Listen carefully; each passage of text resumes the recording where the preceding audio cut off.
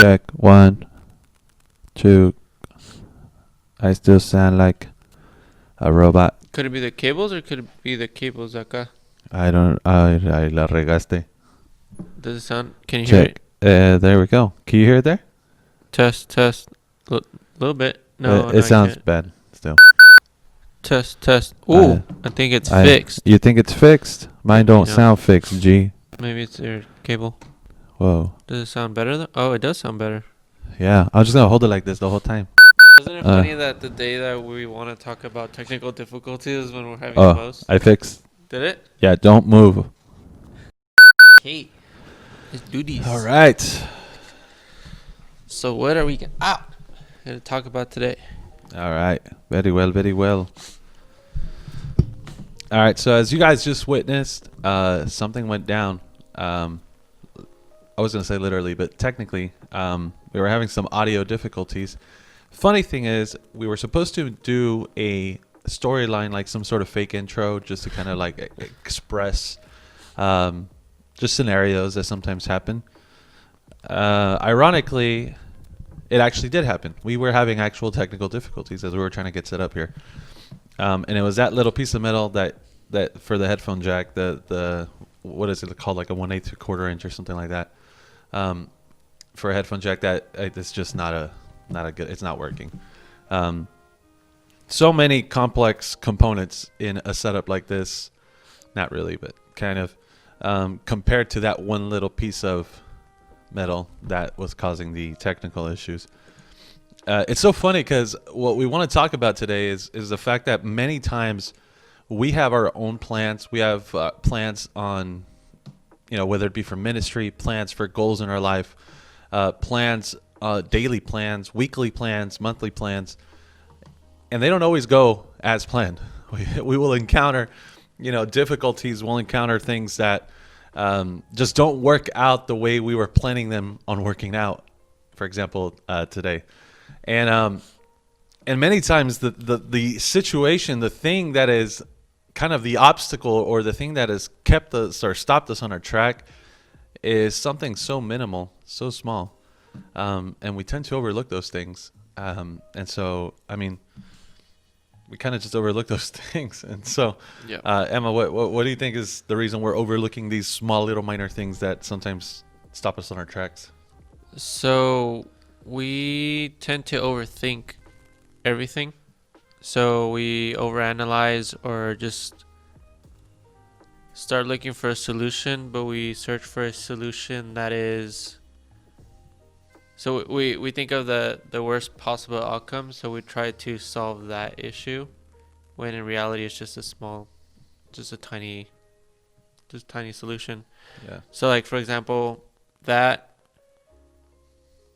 was the issue, that the reason why you were hearing it all weird, but I was in the computer trying to figure out what it was on the like the mixer or the software. The software, or just the computer, the connection or whatever. When in reality it was that was making it sound weird. And well, on top of that too is like, it wasn't even that it was sounding weird in general. Like it was sounding weird for my headphones. So while it sounded fine in his headphones, I kept telling him I sound like a robot, and he kept trying to fix it. But after I put his headphones on, I realized he had no idea what I was talking about until I let him put my headphones on.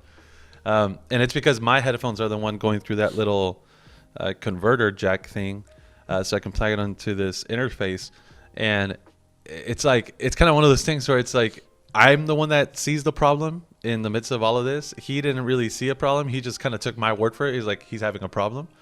And many times I think that even that happens in life, where it's like you kind of see a problem, or you're encounter a problem, and you feel like nobody else sees the problem, and you kind of have to just let other people know, like, hey, like, I see a problem, or I'm noticing a problem. I like that. You know what I mean? I think part of it too for us. So again, since the topic today is technical difficulties, that's really kind of what it is. We had technical difficulties earlier today. So like, we had planned to record around 3 o'clock, and then we got here and we're like, what's going on? Like you could hear like a hissing sound, and we're like, what's going on? What is it? Well, it turns out it was my interface that it just kind of kicked the bucket and is just done for. So then coming today, and then you sounding like a robot in your headphones kind of made me think. I was like, so what now? Like, so this is a new interface. Was it the computer, or is it like the software, or what's going on? So that's kind of like playing little tricks on your in your mind, and having like you trying to find more of a solution, or like a different type of solution. When again, it's just something so simple where it's just that. Because many times we overcomplicate things, like you said earlier. It's like I can honestly say that I consider Emmanuel over here to be tech savvy. I consider myself to be competent enough to kind of get by tech on a technical scale. And I think that on that subject, like whenever we encounter some sort of technical difficulty, we kind of go above and beyond and think of all these possibilities of things that can be the source of the problem. And it's kind of like you kind of go into these super complex solutions that can possibly be making this happen. When many times, I don't know if it's ever happened to you, but sometimes you can't figure out the solution to something. And then you ask somebody, and then somebody's like, yeah, well, why don't you just try this? And you're just like, what? Why did I not think of that? Or how did you know that was a problem? Something so minimal. And it's because many times we're so consumed in that moment, and so consumed in the problem, so consumed in just maybe the frustration that we're experiencing, that it fogs up even just the most common sense type of solution. We get so worked up with everything that's going on. Maybe you feel responsible for what's going on, and that is just on top of everything that's going wrong. And that just fogs up just something so simple that can resolve it. And then once you find out it's something like that is so small, you're just kind of like, was that even worth my frustration? Like, was that even worth me spending that loss of energy, like boiling my blood and wanting to punch Emmanuel in the face for not fixing my robot voice? I mean, was it really worth that? And not that I did. I'm just an example. That was yesterday. And so it's not. And many times we get so frustrated on things that in reality, there was no reason to. It's just the frustration ends up like fogging, or like you said, or blocking your thought process and just your creativity. Because like sometimes it may not be something as simple as this, but if you're getting frustrated, it makes it more difficult to even like troubleshoot, because you're trying to figure out so many different things. Now, like for example, when the church laptop, the audio wouldn't like show up anymore, right? We were looking for so many different solutions. Like it was like for live feeds, like we were doing our live services. And so we're like trying to figure out like, why isn't it showing up? Why is the audio from that interface coming in through the headphones, but it's not going into the computer? And we're trying so many like audio inputs and stuff like that, and it's just we're so either in a rush.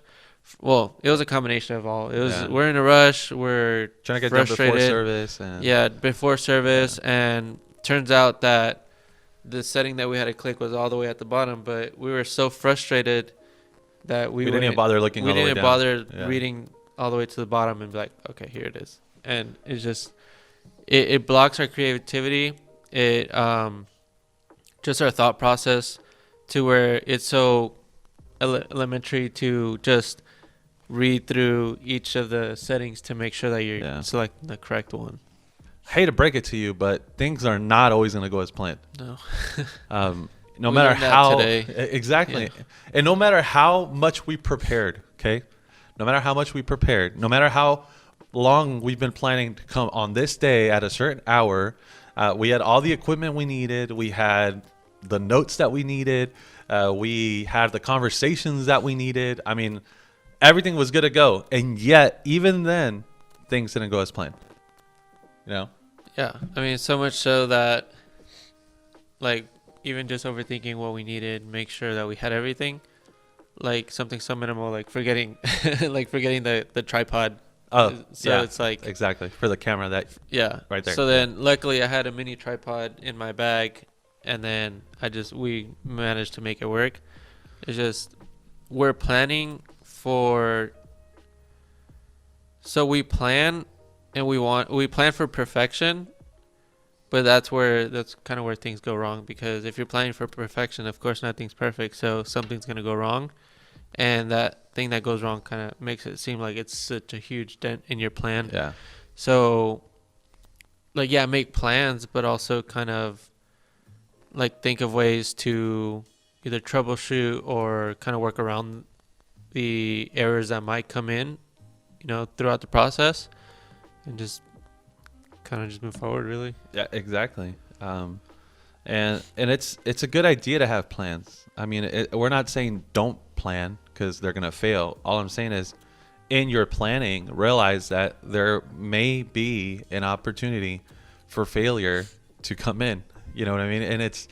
And we're humans. We're not gonna think of every single scenario and every single detail when we plan things. Although that's good because it helps you prepare. But don't be so welded to your plans that if something goes wrong, you go haywire. You forget. You lose sight of what the purpose of that plan was. You lose sight of the whole reason you were doing what you were doing. So we really need to know that we are able to still move forward even when plans don't go as we were planning and hoping. Many times when things go wrong, we blame the devil, el diablo. That's the easiest. El demonio. Yeah, that's the easiest cop out. Is something happens and Satan was trying to block me. He doesn't or want trying to this do this. to. Yeah, Exactly. the thing that people kind of overlook, and this might even be out of topic, but so they like to like blame the devil for everything. So like it could be that, I don't know. Let's say, just a simple kind of example. You're getting all red lights on your way to work. Oh yeah. And it's so easy to say, oh, the devil's trying to make me go late or whatever. But Are you just trying to get me frustrated Yeah. or stressed or? but in reality, like, you don't know if God's actually protecting you from like a car accident or Yeah. somebody like getting in your way, and you running somebody over or whatever the reason might be. But it's so easy just to kind of blame the devil and not even think about, okay, so maybe it's God protecting me from something, or kind of having his own plan for me. Yeah. So Yeah, and it's so true, in the sense where even in our plans, like, what if the fact that your plans went not as you were planning had less to do with your planning, had less to do with situations, had less to do with the devil, and had more to do with God saying, I'm going to put a bump on the road here, or allow a bump on the road here, so that you can kind of step out of what you're used to, so that you can grow. And then the next time that you plan something, you will be able to incorporate this new item that you tried, or this new item that you learned, this new activity that you hadn't done, this kind of technical aspect that you didn't realize you can actually do. You can now incorporate, and then the next time you plan for something, that plan is going to be that much bigger, that much more capable, because of the fact that you had a bump on the road on your previous plan. they're all just learning opportunities, really. Exactly. It's just better to think of it as a learning opportunity rather than a mistake, because that's what mistakes are. Like, yeah, something goes wrong, but you learn from it. So, like, for example, if we're having technical difficulties, somebody down the line could have the same issue, and we're like, oh, actually, we actually went through that already. Yeah. Let me help you out. That way you don't have to stress yourself out and try to figure it out. Lose hair over it. Yeah. Exactly. I kind of want to challenge you on that note. Get your failures out of the way. In other words, like, just get them out of the way. You will encounter them. You will have them. God has so much that he wants to teach you through the situations in which you have to rely on him. And in those situations, many times God kind of swoops in when you feel like you failed, when you feel like you messed up, when you feel like things just didn't go as planned. And that's because we can't just solely rely on our plans. Many times we think we're going to have a good service based on our plans. Many times, I'll even say it on my end as a worship leader. I'll say today's worship is going to be awesome based on the songs that I've picked. And it's like it's not even that, and you can tell. I mean, you can ask this guy, the guitar player. I will pick 5 or 6 songs, for the service, and then at the end, one of them didn't get played, but then I added 2 other ones, and yeah. it's to where it's like, why? Because even when we have planned things, God is still should be still the one that has the last say, even if it's at the moment of what is occurring, what we were planning for. Even halfway through worship, if I feel the Holy Spirit saying, you were planning going in this direction, but I need you to now not go in that direction, and I need you to go in this direction because I'm working on hearts regarding this subject or regarding this topic, or in this way, and I need you to go in this direction so I can finish the work that I have begun. And when we step in obedience in that way, maybe that means, singing a song I may not feel completely comfortable with. It's a song we didn't obviously practice because it's a song that just kind of came out there, but I have to be obedient. Many times our plans don't go as planned, maybe not because it's a failure, but what if our plans don't go as planned because the Holy Spirit's telling us, don't go in that direction. Even if you planned it, I need you to go in a different direction. And our obedience is what's going to make the difference in the impact of the lives in which we are trying to reach. In the lives of the people that God is trying to work in. And if you're not obedient or willing to step out of your comfort zone because you didn't practice, or because you weren't planning on that, or because it's something out of your comfort zone, you're literally holding back the hand of God in those lives in that moment. Will God finish the work? Will God still do something? He will, but he's giving you the opportunity to be an instrument in his hands by being able to obey what he's calling you to do. And if you're not obeying God, you're just getting in the way, like, sadly. So if God is calling you to change something in your plan, in your walk, in your journey, in your ministry, and you're not willing to do so, you're kind of just getting in the way of God. Getting in your own way and getting in God's way too. Yeah, I mean, you're getting in the way of your own calling. God's calling you in this direction, you prefer to be, and yikes. Because at the end of the plan, at the end of the day, at the end of the day, we'll kind of lean towards setting a plan that will make us look good. Yeah. God's plans is to make him look good, to give him the glory. It's so easy to get caught up in the ego and kind of look at what might benefit you rather than what might benefit the kingdom or in God. Yeah. So kind of get in your own way that way, and you're doing it for yourself, and ends up just falling apart because you didn't do what God asked, or you're not doing it for the right reasons. Yeah. I mean, it's happened, I think, to all of us, really. Sometimes you want to do something and you're like, you know what, I'm going to do this because it's going to make me look good. And I must show them that I can do this. Yeah, and it's like, why are you doing that with, things that... With that intention. Yeah, I mean, it's bad enough doing it for, like, just on the outside or just wherever you're at, but it's even worse doing it, like, at church or something. Yeah. Because... I think there's a song that Lecrae said. This is one of his older songs, the good ones. Just kidding. Anyway, don't comment on that. It was just, okay. Anyways, and one of the things that he was talking about, is that many times people use the kingdom and ministries in the kingdom, things in the ministry, they use them for them to get the glory.